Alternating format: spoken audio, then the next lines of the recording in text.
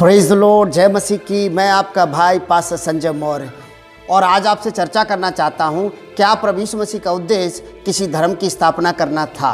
और मैं आपके लिए पढ़ना चाहता हूं मत्ती की पुस्तक 1 अध्याय उसकी 21 आयत। लिखा है, वह पुत्र जनेगी और तू उसका नाम यीशु रखना, क्योंकि वह अपने लोगों का उनके पापों से उद्धार करेगा। यहाँ अपने लोग लिखा है। अपने लोग का मतलब किसी जाति, धर्म, संप्रदाय, भाषा से नहीं है। अपने लोग का मतलब है वे लोग जो प्रभु यीशु मसीह पर विश्वास करते हैं और उसके पीछे चलते हैं, उनके लिए अपने लोग लिखा है। लेकिन उनका उद्देश्य मानव जाति को उनके गुनाहों से मुक्ति देना है। और मैं आपको ये बताना चाहता हूँ, पूरी बाइबल का सार और यीशु मसीह का प्रचार मानवता और परमेश्वर के प्रेम के ऊपर आधारित है। पूरी बाइबल और यीशु मसीह की शिक्षाएं किसी धर्म संप्रदाय को छोड़ने के लिए और किसी दूसरे धर्म संप्रदाय से जुड़ने का जिक्र नहीं करती हैं। बाइबल और प्रभु यीशु मसीह का वचन पापों को छोड़ने और परमेश्वर से जुड़ने का जिक्र करता है। और यीशु मसीह के सारे संदेश पूरी मानव जाति से प्रेम और भाईचारे और एकता और मेल मिलाप और परमेश्वर के प्रेम को संबोधित करते हैं। और इसके लिए मैं आपके लिए पढ़ना चाहता हूँ मत्ती की पुस्तक 5 अध्याय उसकी 44 आयत। और लिखा है, परंतु मैं तुमसे यह कहता हूँ कि अपने बैरियों से प्रेम रखो और अपने सताने वालों के लिए प्रार्थना करो। यहाँ प्रभु यीशु मसीह कहते हैं, मैं तुमसे यह कहता हूँ कि तुम अपने दुश्मनों के लिए क्या करो, प्रेम रखो, उनसे मोहब्बत करो और जो लोग आपको सताते हैं उनके लिए प्रार्थना करो। ये मानवता की बात है, ये भाईचारे की बात है, ये इंसानियत की बात है। ये किसी जाति, किसी धर्म, किसी संप्रदाय की चर्चा नहीं है। मत्ती की पुस्तक 6 अध्याय 15 आयत में प्रभु का वचन कहता है, और यदि तुम मनुष्यों के अपराध क्षमा ना करोगे तो तुम्हारा पिता भी तुम्हारे अपराध क्षमा नहीं करेगा। यहाँ भी प्रभु यीशु मसीह कहते हैं, तुम्हारा पिता का मतलब स्वर्गीय पिता, तुम्हारा पिता का मतलब परमेश्वर को कहा गया है। और लिखा है, यदि तुम मनुष्यों के अपराध क्षमा ना करोगे तो तुम्हारा पिता भी तुम्हारे अपराध क्षमा नहीं करेगा। और मैं ये अब आपको बताना चाहता हूं, बाइबल तो यहां तक कहती है कि परमेश्वर प्रेम है। यदि आप प्रेम करते हैं तो आप परमेश्वर को जानते हैं, और यदि आप प्रेम नहीं करते हैं तो आप परमेश्वर को जानते ही नहीं है। और लूका की पुस्तक 6 अध्याय उसकी 28 आयत में प्रभु यीशु मसीह कहते हैं, जो तुम्हें श्राप दे उसको तुम आशीर्वाद दो, और जो तुम्हारा अपमान करे उसके लिए तुम प्रार्थना करो। और ये सेम वैसी ही बातें हैं जैसे एक पिता अपने 2 लड़ते हुए बच्चों को समझाता है और कहता है, तुम एक दूसरे से माफी मांगो, एक दूसरे से प्यार करो, एक दूसरे से मिलके रहो। और ये परमेश्वर भी, ये बाइबल का परमेश्वर जिसको हम यीशु कहते हैं, वो भी यही बात कर रहे हैं। जैसे किसी घराने का पिता, जैसे किसी घराने का मुखिया परिवार को एक रहने के लिए, मेल मिलाप में रहने के लिए, प्रेम के सूत्र में रहने के लिए और एक दूसरे की सेवा करने के लिए इंकरेज करता है, एक दूसरे की मदद करने के लिए परिवार का मुखिया इंकरेज करता है, वैसे यहाँ पर मेरा और आपका प्रभु इंकरेज करता है कि हम एक दूसरे को माफ़ कर दें, हम एक दूसरे से प्रेम करें, हम एक दूसरे की सहायता करें, ताकि एक अच्छा समाज डेवलप हो, ताकि एक अच्छा समाज बने, ईश्वरीय समाज बने और हम ईश्वर की संतान कहला सकें प्रभु यीशु मसीह के नाम से। और लूका की किताब 3 अध्याय 11 आयत में प्रभु का वचन कहता है, उसने उनसे उत्तर दिया, जिसके पास 2 कुर्ते हों वह उनके साथ जिसके पास नहीं है बांट ले, और जिसके पास भोजन हो वह भी ऐसा ही करे। यहाँ भी बाइबल ये कहती है, यदि आपके पास 2 जोड़ी कपड़े हैं और आप ऐसा व्यक्ति देखते हैं जिसमें कपड़े नहीं हैं, तो आप अपनी एक जोड़ी उस व्यक्ति के साथ बांट लें जिसके पास कपड़े नहीं हैं। यदि आपके पास पर्याप्त भोजन है तो आप उस भोजन में से उस व्यक्ति के साथ बांट लें जिसके पास भोजन नहीं है। और बाइबल, मैं आपको बार बार बताना चाहता हूँ, बाइबल मनुष्य से मनुष्य को जोड़ती है, बाइबल मनुष्य को परमेश्वर से जोड़ती है, बाइबल मनुष्य को मनुष्य की सेवा करने के लिए प्रोत्साहित करती है। और प्रभु यीशु मसीह मत्ती की पुस्तक 25 अध्याय में संबोधित करते हैं न्याय के दिन के विषय में, और वहां कहते हैं उन लोगों से, वे लोग जो ईश्वर को नहीं मानते हैं, वे लोग जो इंसानियत को नहीं मानते हैं, वे लोग जो मनुष्य से प्यार नहीं करते, इंसानों से मोहब्बत नहीं करते हैं, उन लोगों से प्रभु यीशु मसीह कहते हैं, जब मैं बीमार था तुम मुझे देखने नहीं आए, जब मैं भूखा था तुमने मुझे खाना नहीं दिया, जब मैं प्यासा था तुम मुझे पानी नहीं दिया, और जब मैं जेल खाने में पड़ा तुम मुझे देखने नहीं आए।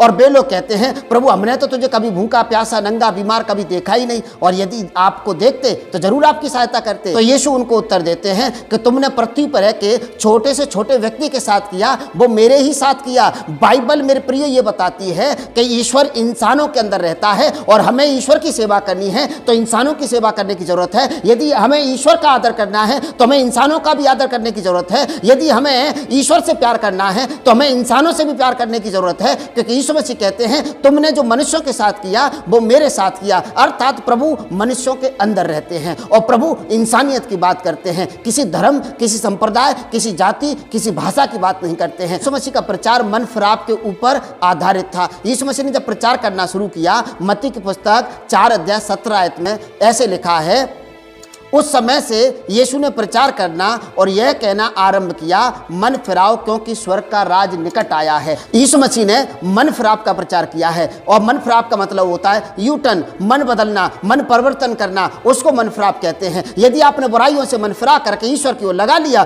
तो आपने मन फिरा लिया है, और यदि आपने मन फिरा लिया है तो आपके लिए स्वर्ग निकट आ गया है, उसकी आशीषें आपके निकट आ गई हैं प्रभु यीशु मसीह के नाम से।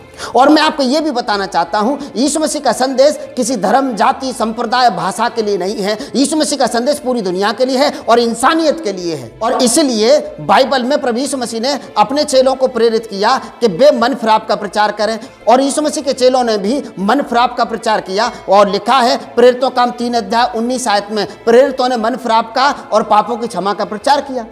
और यह बताना चाहता हूं आपको कि यीशु मसीह किसी एक धर्म, किसी एक जाति, किसी एक भाषा बोलने वालों का परमेश्वर नहीं है, वो पूरी कायनात का परमेश्वर है। और एक दिन जब प्रभु यीशु मसीह इस दुनिया में थे, उस सदी के महान सेवक यूहन्ना ने यीशु को अपनी ओर आते हुए देखकर कहा, देखो ये परमेश्वर का मेमना है जो जगत के पापों को उठा लिए जाता है। और बाइबल कहती है यीशु मसीह सिर्फ मसीह लोगों के पाप नहीं उठा ले गया है, यीशु मसीह सिर्फ एक जाति, एक भाषा, किसी एक देश के लोगों के गुनाह अपने ऊपर नहीं उठा के लेके गया है। और बाइबल इस बात की पुष्टि करती है, ये वचन इस बात के लिए पुष्टि करता है कि यीशु मसीह पूरे जगत के गुनाहों को उठा के लेके गए हैं, पूरे जगत के गुनाहों की सजा यीशु मसीह ने अपने ऊपर ली है। और एक और आयत मैं आपको पढ़ के सुनाना चाहता हूं, प्रकाशित वाक्य 5 अध्याय उसकी 9 आयत, वहां लिखा है, वे यह नया गीत गाने लगे कि तू उस पुस्तक को लेने और इसकी मोहरें खोलने के योग्य है, क्योंकि तूने बद्ध होकर अपने लहू से हर एक कुल और भाषा और लोग और जाति में से परमेश्वर के लिए मोल ले लिया है। यहाँ लिखा है, यूहन्ना कहता है कि देखो ये परमेश्वर का मेमना है जो जगत के पापों को उठा ले जाता है। और यीशु मसीह क्रूस पर बलिदान हुए, मेरे और आपके मनुष्य जाति के गुनाहों की सजा उन्होंने अपने ऊपर ली, और वो मर गए और तीसरे दिन मृतकों में से जी उठे और 40 दिन इस दुनिया में रहे।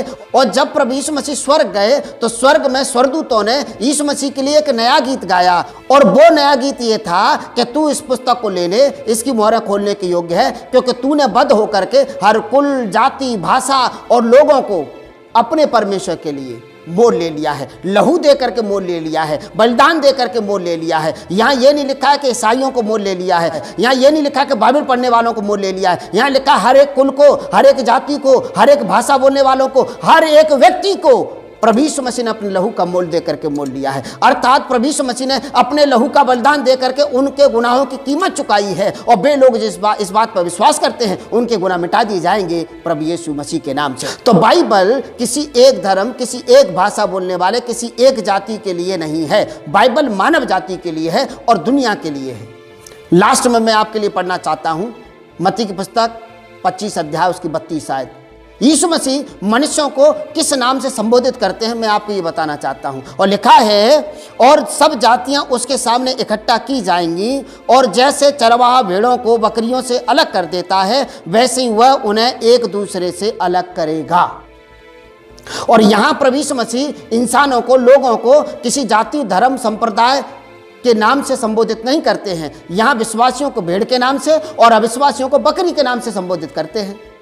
क्यों करते हैं? क्योंकि भेड़ की क्वालिटी ये होती है कि वो सर झुका के चलती है, चरवाहे के पीछे चलती है, लड़ने के लिए उसके पास सींग नहीं होते हैं। और बकरी के सींग होते हैं, सर उठा के चलती है, और चरवाहे के पीछे अक्सर नहीं चलती है। इन क्वालिटियों की वजह से यीशु मसीह इंसानों को भेड़ और बकरी के नाम से संबोधित करते हैं, वो जाति और धर्म के नाम से संबोधित नहीं करते हैं। और मैं आपको ये बताना चाहता हूँ, यीशु मसीह किसी एक धर्म, एक जाति, एक संप्रदाय का परमेश्वर नहीं है। क्यों नहीं है? क्योंकि ईश्वर पूरी कायनात का परमेश्वर होता है, पूरी इंसानियत का परमेश्वर होता है, और ईश्वर को कोई खरीद नहीं सकता है, उसको अपना सकता है, उसको प्राप्त कर सकता है प्रार्थना के जरिए से, अपने जीवन को बदलने के जरिए से। ईश्वर आपको बहुत आशीष दे। God bless you.